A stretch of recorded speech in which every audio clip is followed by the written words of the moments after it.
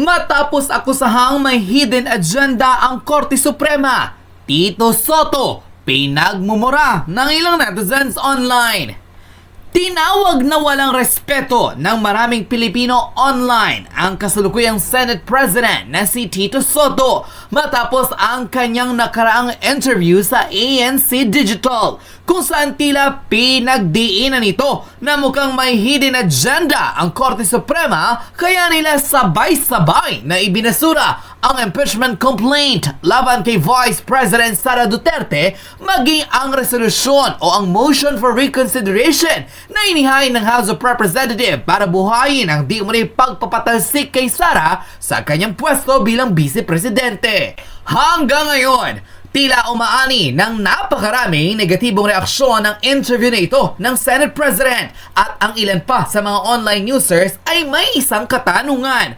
Saan raw ba humuhugot ng kakapalan ng muka at lakas ng loob si Tito Sotto para salansangin ang desisyon ng Korte Suprema nang isa-isa nilang ideklarang unconstitutional ang Articles of Impeachment laban kay Vice President Sara Duterte? Banat pa ng ilang netizens online. Mas marunong pa raw ba ang isang TV host kesa sa ilang mga mahistrado at husgado na siyang nag-aral ng abogasya para i-interpret ang batas ayon mismo sa konstitusyon na umiiral sa Pilipinas? Narito at panoorin ang iba't ibang reaksyon ng taong bayan kung saan sa halip na suportahan, tila pinagtawanan lamang ng ilang mga online users ang mga katwiran ni Tito Sotto at ang kanyang paninindigan na mali raw ang ginawa ng Korte Suprema na ibasura ang impeachment complaint laban kay Vice President Sara Duterte. Ilang mga netizen, tinanong si Tito Sotto, mas marunong pa raw ba siya sa mga husgado? Narito panoorin ng full video. I can answer that question. The only way my thinking would be they have a different agenda. It's not a different thinking or what. Ibang tumbok nila, iba ang focus nila. Siguro. Kaya ganun ang nangyari. Or hindi nila pinansin yun. Or hindi nila gawa. Dahil baka ibang style sa sa Supreme Court baka pag nag-meeting sila, nag-unbank sila, tapos tumigil sila, na yun, adjourn na sa kanila yun. Wala sila nung suspend until tomorrow o suspend until next week. Wala silang ganun siguro. Kaya ganun ang pananaw nila. Well, I hope so. Para mali sana yung iniisip na baka may agenda. With all due respect po, Tito Sotto or President Tito Sotto, wala ka naman sigurong background sa pagiging abogado or either, I don't know if you have a small little knowledge about sa batas. Pero syempre, kailangan din maintindihan ng pangmasa at para mas maintindihan natin, let's be fair and clear. This is not about personalities attacking, pero ang pag-uusapan po natin ngayon, paano ba gumagana o paano nagtatrabaho ang konstitusyon? Pag-usapan natin to. Unang-una po, principle number 1, meron po tayong tinatawag na separation of powers. Ano-ano nga ba ito? Executive, legislative, and judicial. Kapag sinabing executive branch, ito ang nag-e-enforce ng batas. Kapag sinabi naman nating legislative, sila po ang gumagawa ng batas. At kapag sinabi naman nating judicial, ang pinakahuli, sila mismo po ang nag-i-interpret ng batas.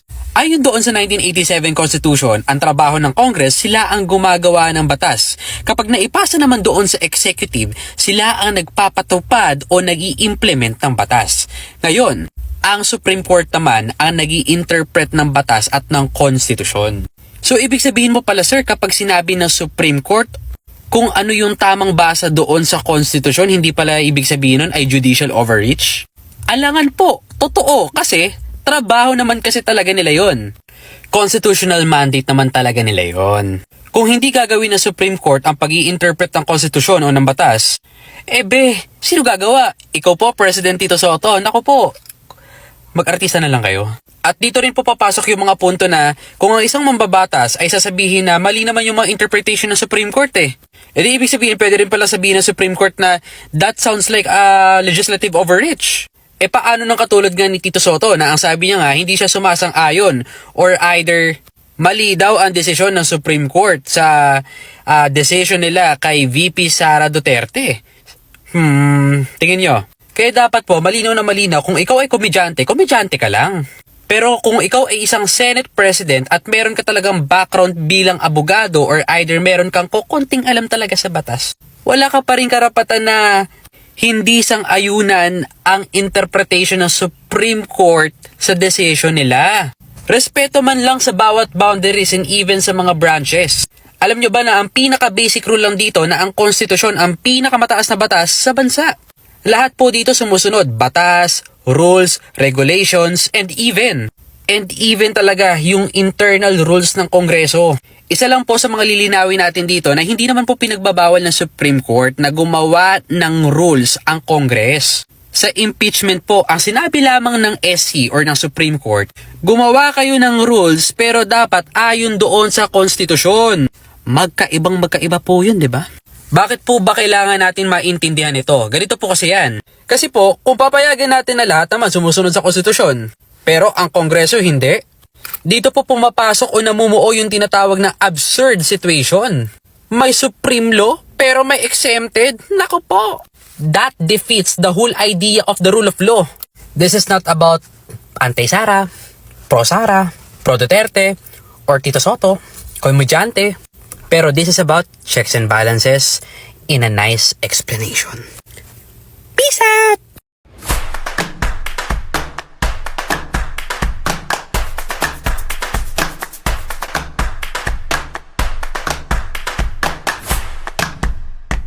Para kay Senate President Tito Soto, tila na amyendahan daw ang konstitusyon dahil sa umunoy overreach o pagmamalabis ng Supreme Court.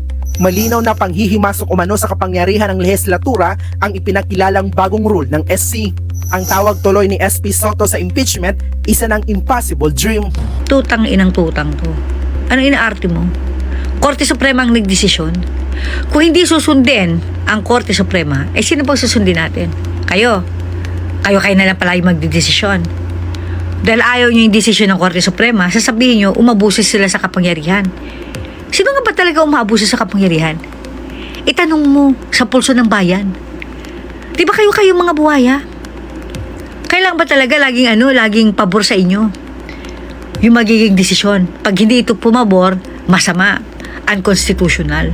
Meron silang inamend, etc. bla bla bla. Wala silang inaamin. Wala silang binabago na kahit ano. Ang gusto lang ng Korte Suprema, sundin nyo. Okay, yung batas. Mali eh. Mali ang ginawa niyong proseso eh. Dito sa impeachment kay si Vice President, kaya naging ganyan ang desisyon.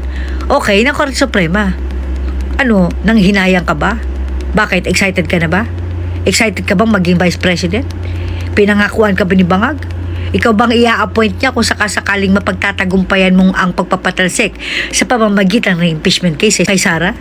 Kaya ganyan na lang ginagawa niyo pangaharas sa mga senador para bumoto pabor sa administrasyon. Putang ina. Nakakagigil to. Pwede ba kung yung pagiging komedyante mo, iwan-iwanan mo sa Itbulaga? O kaya iwanan mo sa bahay niyo, doon sa bahay ni Helen Gamboa. Putang ina, pagpupunta ka sa Senado, huwag kang aarte na parang kang komedyante. Punyeta ka. May nalalaman ka pang malulungkot daw yung mga law students sa naging desisyon ng Korte Suprema. Leche. Mas malulungkot yung mga yan sa ginagawa mong hindi pagsunod o pagkontra sa naging desisyon ng Korte Suprema. Putang inang yan. Naalala nyo ba si Diwata Torre? Halos kalad ka rin niya. Okay, papuntang eroplano si PRD. Walang habas na sinuway niya ang batas. Para saan? Sa pangako ni Bangag na magiging chief PNP siya kung magagawa niya ito. Nangyari naman. Pagkatapos madala sa dahig si PRD, biglang naging PNP chief itong si Diwata Torre. At ang nakakatawa dito, after almost 3 months, biglang naging general manager ka ng MMDA. Tapos, from MMDA general manager, spokesperson ka na lang ngayon. Diba? Lahat biglaan eh. From General Torre to General Manager, tas ngayon spokesperson. Huwag na rin tayong magulat kung isang araw mababalitaan natin na itong si Diwata Torre ang magiging lupon tagapamahala ng mga barangay. Diba? Anyway, balikan natin itong inang tutang to. Ikaw bang pinangakuan ni Ngagba na susunod na Vice President? Ikaw ba i-appoint niya? Kaya dismayado ka. Excited ka na ba? Puta nga na, tandaan mo ha, Tuta Soto, may karma. May karma.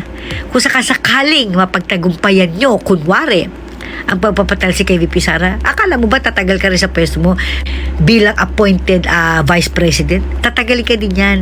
Kasi kahit anong mangyari, iupo niya ang magnanakaw na si Martin Romualdez. Huwag kang umasa. Puro kayo traidor dyan sa administrasyon. Kayo din na magtatraidora dyan in the end. Takinan mo ka, may nalalaman ka pang unconstitutional, inamendang batas, leche, sundin nyo ang batas, yun lang, okay? Yun lang ang gustong ipahatid na mensahe ng Korte Suprema sa inyo. Nakita niyo ba yung interview kay Soto?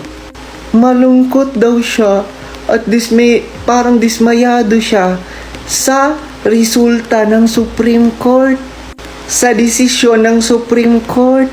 Tapos parang kini-question niya ang konstitusyon, baguhin na daw ang konstitusyon, kung yan lang man daw ang mangyayari.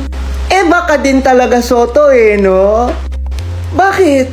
Mas magaling ka pa sa mga abogado? Mas magaling ka pa sa Supreme Court? Iba ka rin talaga. Sino ka ba? Saan ka ba galing? Abogado ka ba? Kasi sa pagkakaalam namin, host ka po. Host ka ng isang TV show at hindi ka naman naging abogado. Diba? Grabe talaga, sus Mariosep. Tumahimik ka, Soto. Ha? Hindi nga namin alam bakit ka nanalong hayop ka. Tapos, parang dismayado ka pa sa desisyon ng Supreme Court na hindi ituloy or i-dismiss, di ba? Or i-dismiss yung impeachment kay VP Inday. Palibhasa, wala ka kasing alam no? Ang alam mo lang maging protector, ha? Ng amo mo. Diyan kayo magaling.